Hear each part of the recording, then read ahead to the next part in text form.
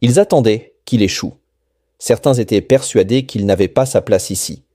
Mais lorsque Daniel résolut un problème qui faisait trébucher même les doctorants du MIT, l'auditorium entier se tut.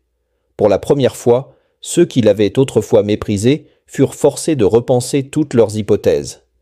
Université du Michigan. Un matin sombre. Des lumières froides et blanches illuminaient l'immense amphithéâtre du cours de calcul avancé.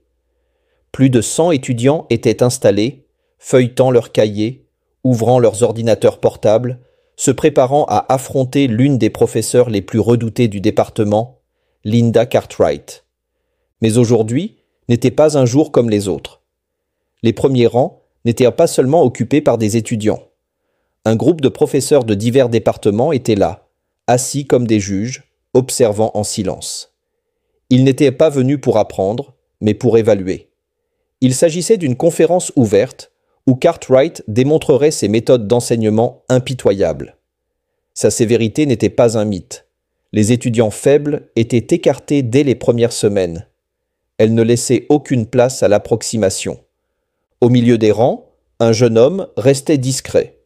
Il faisait tourner lentement un stylo entre ses doigts, sans attirer l'attention, sans dire un mot. Sweat à capuche gris, jean simple, un cahier rempli d'une écriture soignée. Il s'appelait Daniel Reed. Il n'avait pas besoin de se faire remarquer. Les chiffres parlaient pour lui. Mais pour certains, sa couleur de peau suffisait à provoquer le mépris.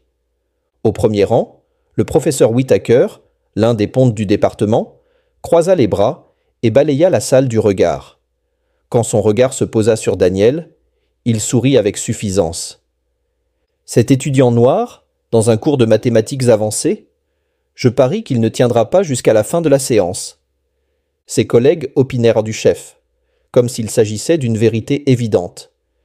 Il est probablement là grâce à une politique de quotas, souffla l'un d'eux. Pas par mérite. Un rire étouffé se fit entendre. Personne ne le cacha. Il ne parlait pas de mathématiques.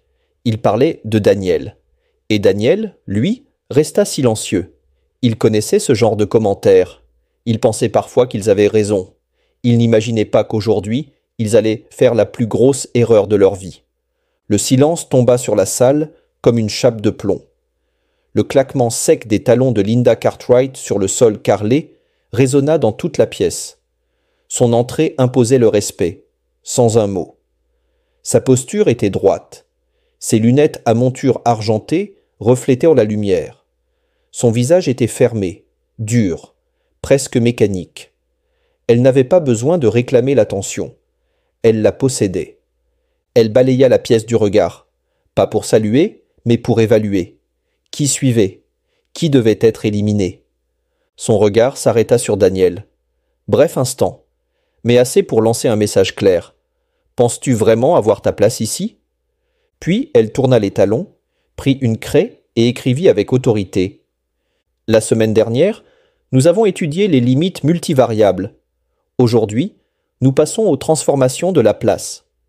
Les équations se succédèrent au tableau, complexes, précises. Les étudiants se mirent à écrire frénétiquement. Certains étaient déjà perdus, mais personne n'osait poser de questions. Se perdre dans le cours de Cartwright, c'était sa faute, pas la vôtre. Daniel, lui, restait calme. Il ne prenait pas de notes, ses yeux passaient d'une ligne à l'autre. Pour lui, ces symboles n'étaient qu'un puzzle familier. Mais soudain, il fronça les sourcils. Une erreur, minuscule, invisible pour la majorité, mais pas pour lui. Il regarda autour de lui. Personne ne semblait l'avoir remarqué. Tout le monde copiait mécaniquement. Cartwright continuait, sûre d'elle. Elle n'avait jamais fait d'erreur? Impossible. Daniel relut l'équation. Il en était certain.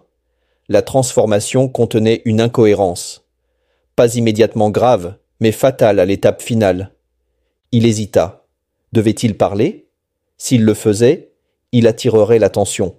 Cartwright détestait être corrigé, surtout devant des collègues. Et Daniel savait que dans cette salle, il n'était pas le seul à avoir des préjugés contre lui. S'il parlait, il ne défierait pas seulement une professeure, il défierait tout un système. Mais laisser passer une erreur lui semblait encore plus insupportable. Alors, Il inspira profondément, leva la main et brisa le silence. « Professeur, il y a une erreur dans la transformation. » La salle se figea. Cartwright arrêta d'écrire. Elle se retourna lentement. Un silence glacial s'installa. Puis, un sourire. Pas un sourire aimable. Un sourire de défi. De mépris. Une erreur? Vraiment? Elle fit semblant d'examiner le tableau, puis planta ses yeux dans ceux de Daniel. Êtes-vous sûr? Un murmure parcourut la salle. Les professeurs au premier rang échangèrent des regards amusés. Whittaker se pencha vers un collègue. Je vous l'avais dit, il vient de creuser sa tombe. Mais Daniel soutint le regard de Cartwright. Oui, j'en suis sûr. Son sourire s'effaça.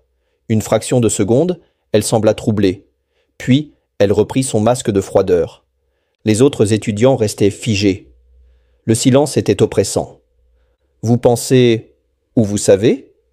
Un autre étudiant avait tenté de corriger Cartwright plus tôt. Il s'était effondré sous la pression. Mais Daniel ne trembla pas. Je sais. Cartwright plissa les yeux. Puis, sans un mot, elle tendit la craie vers lui. Allez-y, montrez-le. Et ainsi, sans émotion apparente, Daniel se leva. C'était le début d'un duel. Le reste, tout le monde le connaît.